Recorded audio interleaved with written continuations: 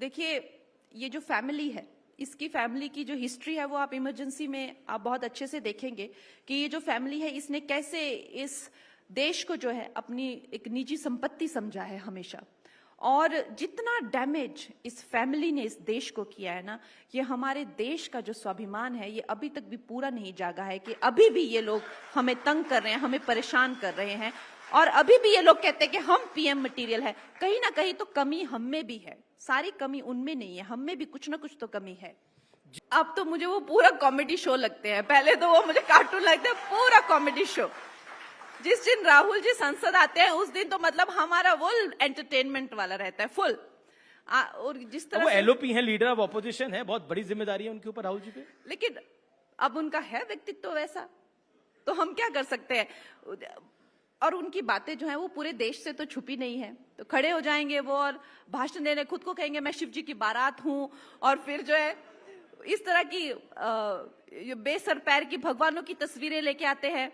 और सबसे उनका जो, जैसे हम स्कूल में होता है ना, स्कूल में कहते हैं ना, ओ पीछे देख ऐसे करके, तो जब भी हमारे प्राइम मिनिस्टर बोलने लगते हैं ना तो वो हमेशा उनको ओ पीछे देख, अपने पीछे देख ऐसे ऐसे करके चिल्लाते हैं डिस्ट्रैक्ट करने के लिए।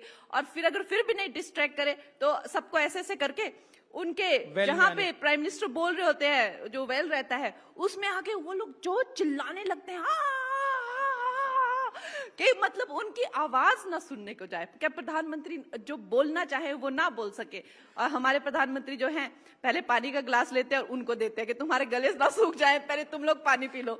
तो इस तरह का वहां पे कॉमेडी शो चला होता है। और मैं सोचती हूँ कि ये लोग लीडर ऑफ ऑपोजिशन है, कि ये इनकी स्ट्रैटेजी है कि अगर हमें प्रधानमंत्री जी के सामने कुछ स्मार्ट नहीं बोल पाए तो चिल्लम चिल्ली करके जो है उसको, तो खैर he needs to grow up. और अब भी अब डेस्परेट टाइम्स डेस्परेट मेजर्स जो हमने सुना हुआ है ना, कि वो ही इज सो डेस्परेट कि ये तो होने नहीं वाला है। तो अब जिस तरह से जो भी है वैसे वो हम पार्लियामेंट में हम साक्षात देखते हैं, हुड़दंग मचाने लग जाते हैं वो लोग, उछलने लग जाते हैं, सामने आ जाते हैं राक्षसों की तरह, ऊपर नीचे चिल्लम चिल्ली करने लग जाते हैं जोर जोर से। हम अपनी आंखों के सामने देखते हैं कि ये क्या और जो हमारे अगर वो इंसान में जिसने हमारे प्रधानमंत्री को, जिसको वो दादी कहते हैं, जिसने 35 गोलियों से उसको छन्नी किया था, एक बूढ़ी औरत को, तो 35 गोलियां चाहिए थी उसको मारने के लिए, वो तो एक गोली से भी मर सकती थी। वो उसको अगर वो कह दे कि वो आतंकी थे, I will take all my words back, मैं तो पार्लियामेंट नहीं जाऊंगी दूसरी बार अगर वो बंदा बोल दे। He is a very dangerous person because Bollywood की मशहूर फिल्म एक्ट्रेस और मंडी से बीजेपी की सांसद कंगना रनौत अक्सर अपने बयानों की वजह से चर्चा में रहती हैं। इस बार उन्होंने कांग्रेस नेता राहुल गांधी पर निशाना साधा। एक टीवी शो में कंगना का एक पुराना इंटरव्यू दिखाया गया जिसमें वो राहुल गांधी को कार्टून कहती नजर आती हैं। जब उनसे पूछा गया कि अब तो आप सांसद हैं, उनके साथ संसद में बैठती हैं, क्या अब आपके विचार बदल गए? इस पर कंगना ने कहा, पहले तो वो मुझे कार्टून लगते थे, लेकिन अब मुझे वो फुल कॉमेडी शो नजर आते हैं। शो के दौरान कंगना ने इस बात का भी खुलासा किया कि उन्हें कांग्रेस से चुनाव लड़ने का ऑफर आया था। आइए देखते हैं पूरी वीडियो। आपने मेरे साथ ही साक्षात्कार किया था, आपने राहुल गांधी पे क्या बोला था, मैं आपको सुनवा देता हूँ, वो बाइट सुनते हैं। राहुल गांधी को देख के तो मुझे सच में तरस ही आता है। और क्यों आता है आपको तरस? मुझे वो बहुत बेचारे लगते हैं। मैंने वो नज़ारा देखा था, वो जाके प्रधानमंत्री को उनके गोद में बैठ के उनको हक कर लिया और कहते मोहब्बत की दुकान मुझे खोलनी है, फिर जाके ऐसे आंख मार दी। क्या मतलब, वो एक कार्टून कैरेक्टर यार, कम ऑन यार, मुझे हंसी आती है, मुझे एकदम कार्टून लगते हैं वो। राहुल जी आपको कार्टून लग रहे थे तब, अब संसद में आपके साथ बैठते हैं, आपके विचार थोड़े बदले? अब तो मुझे वो पूरा कॉमेडी शो लगते हैं, पहले तो वो मुझे कार्टून लगते हैं, पूरा कॉमेडी शो। जिस दिन राहुल जी संसद आते हैं उस दिन तो मतलब हमारा वो एंटरटेनमेंट वाला रहता है फुल। और जिस तरह वो एलओपी है, लीडर ऑफ ऑपोजिशन है, बहुत बड़ी जिम्मेदारी है उनके ऊपर राहुल जी पे। लेकिन अब उनका है व्यक्तित्व वैसा, तो हम क्या कर सकते हैं। और उनकी बातें जो है वो पूरे देश से तो छुपी नहीं है, तो खड़े हो जाएंगे वो और भाषण देने, खुद को कहेंगे मैं शिव जी की बारात हूं, और फिर जो है इस तरह की बेसर पैर की भगवानों की तस्वीरें लेके आते हैं। और सबसे उनका जो, जैसे हम स्कूल में होता है ना, स्कूल में कहते हैं ना, ओ पीछे देख ऐसे करके। तो जब भी हमारे प्राइम मिनिस्टर बोलने लगते हैं ना, तो वो हमेशा उनको ओ पीछे देख, अपने पीछे देख, ऐसे करके चिल्लाते हैं डिस्ट्रैक्ट करने के लिए। और फिर अगर फिर भी नहीं डिस्ट्रैक्ट करे तो सबको ऐसे करके उनके जहां पे प्राइम मिनिस्टर बोल रहे होते हैं, जो वेल रहता है, उसमें आके वो लोग जो चिल्लाने लगते हैं कि मतलब उनकी आवाज ना सुनने को जाए। क्या प्रधानमंत्री जो बोलना चाहे वो ना बोल सके? और हमारे प्रधानमंत्री जो हैं, पहले पानी का ग्लास लेते हैं और उनको देते हैं कि तुम्हारे गले ना सूख जाए, पहले तुम लोग पानी पी लो। तो इस तरह का वहां पे कॉमेडी शो चला होता है। और मैं सोचती हूँ कि ये लोग लीडर ऑफ ऑपोजिशन है, कि ये इनकी स्ट्रैटेजी है कि अगर हमें प्रधानमंत्री जी के सामने कुछ स्मार्ट नहीं बोल पाए तो चिल्लम चिल्ली करके जो है उसको। तो खैर, he needs to grow up. और अब भी he needs to grow up, he is 50+, आप कह रहे हैं he needs to grow up. But और आपने तो कह दिया वो कितना कंट्रोवर्शियल का कि उनका ड्रग टेस्ट होना चाहिए, आपने बयान दिया ये। अगर आप उनको देखेंगे कि जिस तरह से वो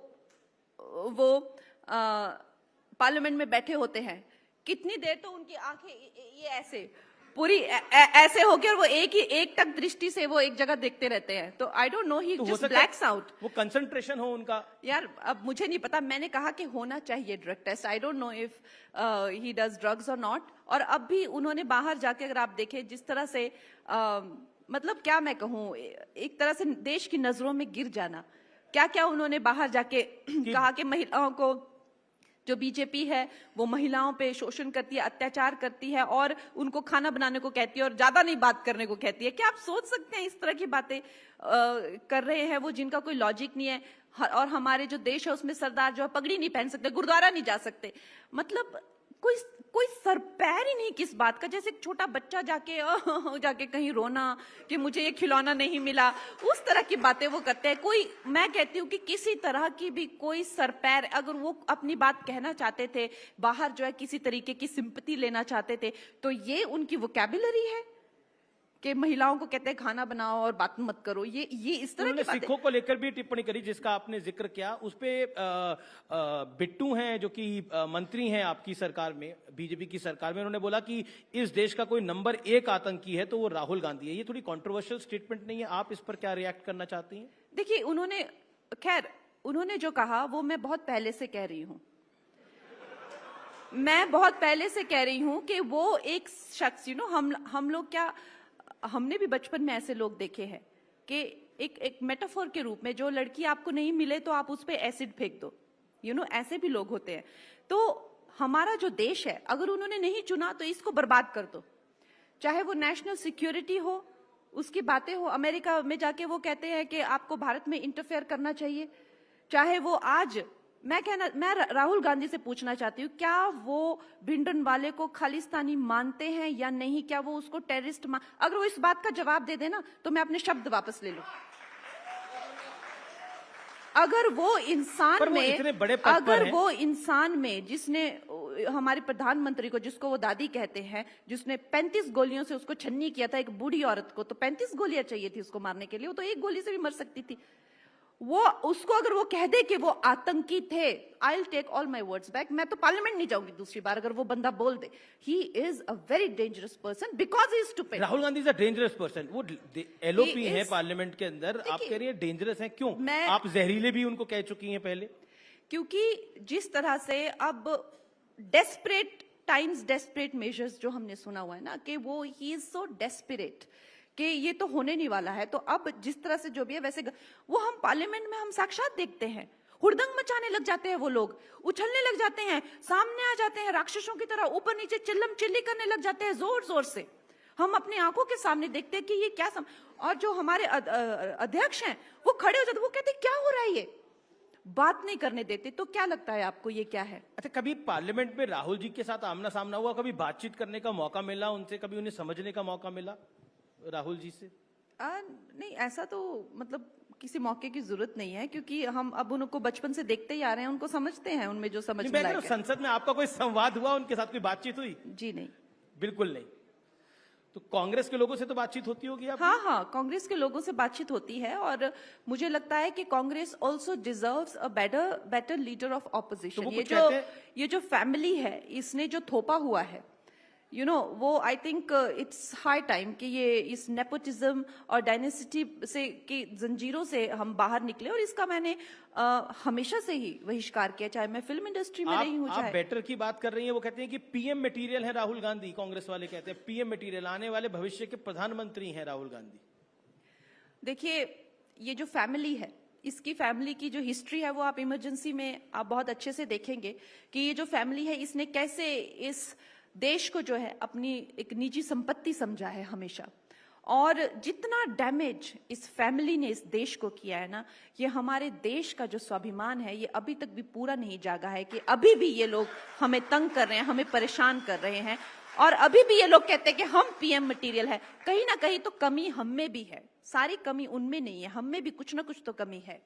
जी, लेकिन क्या आपको लगता है कि मैं इसलिए बात बोल रहा हूं कि आपने बोला कि बड़ा पप्पू दिल्ली में है, छोटा पप्पू हिमाचल में है, मंडी में आपने जिक्र किया, लेकिन अब जो राहुल गांधी के रणनीतिकार हैं सैम पित्रोदा, वो कहते हैं राहुल अब पप्पू नहीं है, he is not a Pappu. मैं उनको कोट कर रहा हूं। Essentially a person, अब एक इंसान जो अपने दम पर, अपने संघर्ष पर, अपने बलबूते पे ऊपर आया होता है ना, उनका जो उनके जो तौर तरीके होते हैं ना, वो पूरी दुनिया को दिखते हैं। चाहे वो हमारे प्रधानमंत्री नरेंद्र मोदी जी हो, या गडकरी जी हो, या जो अमित शाह जी हो, जो एक सेल्फ मेड लीडर्स होते हैं। लेकिन ये वाली जो होती है वो क्लास, जो चाहे हम अपनी फिल्म इंडस्ट्री में भी देखें या हम लोग इस तरफ भी देखें, इन लोगों का एक ही पूरा कैरेक्टर है।